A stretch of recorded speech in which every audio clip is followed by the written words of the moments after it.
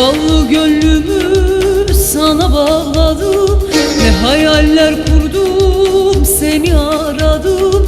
Zavallı gönlümü sana bağladım, mutluluk çok uzak şimdi anladım. Lanet olsun sevgine, al senin olsun. Mutluluk çok uzak şimdi anladım. Lanet olsun sevgine, al senin olsun.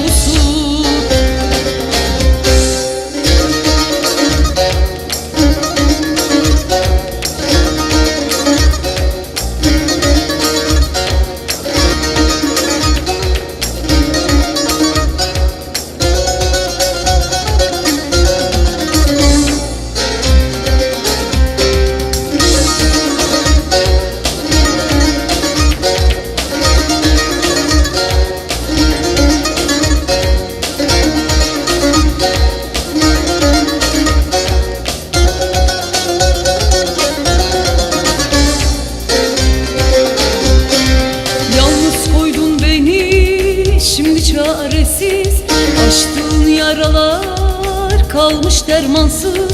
Yalnız koydun beni, şimdi çaresiz, açtığın yaralar kalmış dermansız. Böyle sevmek mi olur, dinsiz imansız? Lanet olsun sevgine, al senin olsun.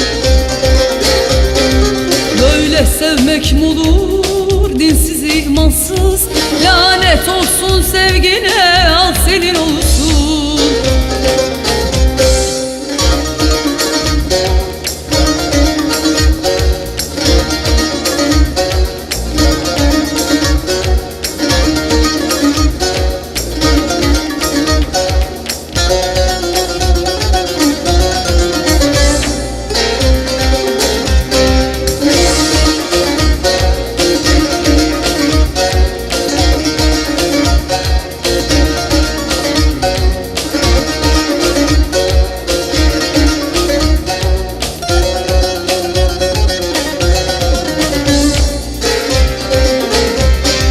Benim gönlüm olmuş aşkın esiri, yetmez mi bu zulüm gönlümün yari?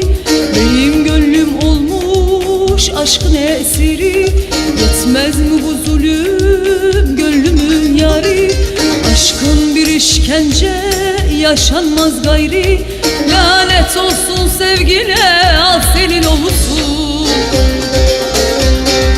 Aşkın bir işkence, çekilmez gayri. Lanet olsun sevgine,